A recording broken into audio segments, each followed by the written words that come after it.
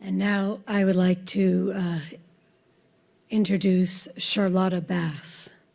When Charlotta Bass became the first African-American woman to run for vice president in 1952, she said, "It is a great honor to be chosen as a pioneer and a great responsibility. But I am strengthened by thousands and thousands of pioneers who stand by my side and look over my shoulder, those who have led the fight for freedom, those who have led the fight for women's rights, those who have been in front of the line fighting for peace and justice and equality everywhere."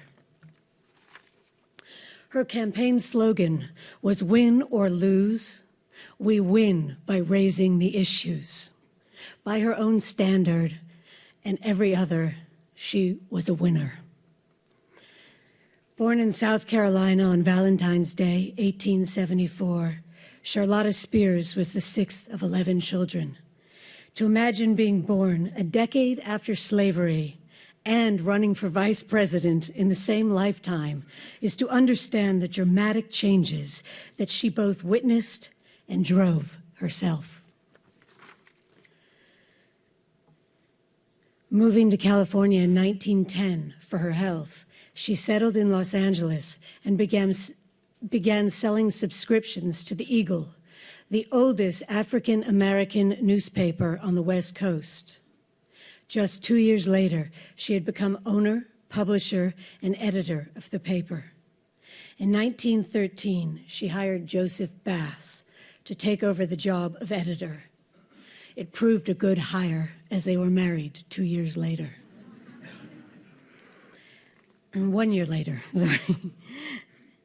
Go back and read newspapers and novels of the era, and you will be amazed at the open and thoughtless racism, sexism, and anti-Semitism that ran through them. The people needed a voice, and under the Basses, the California Eagle became a bullhorn for social justice, railing against segregation, discrimination, and police brutality, and fighting for voter registration and human rights. Charlotta and Joseph, who died in 1934, founded an association to fight housing covenants that banned people of color from buying homes in certain neighborhoods. Under pressure from the Eagle, discriminatory hiring policies by the Los Angeles Board of Supervisors, Los Angeles Rapid Transit Company, and Los Angeles General Hospital ended.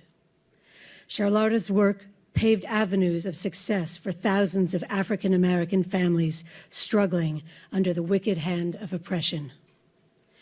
In 1943, Bass continued her trailblazing career by becoming the first African-American grand jury member for Los Angeles County.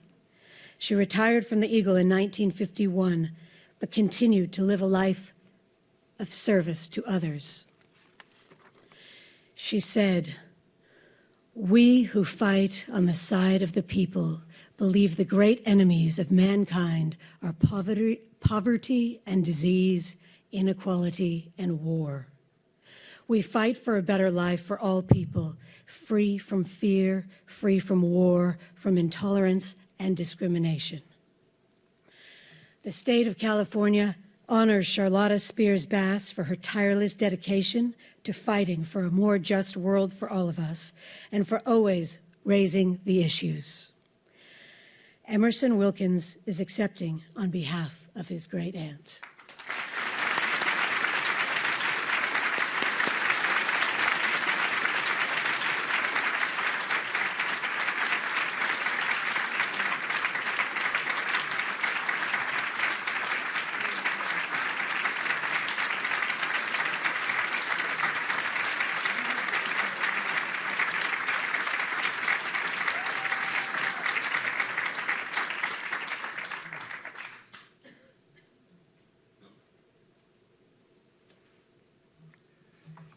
I want to say thank you for my aunt. I know she is up there looking down on us and really saying thank you, because she's never got any of the accolades of the things that she accomplished.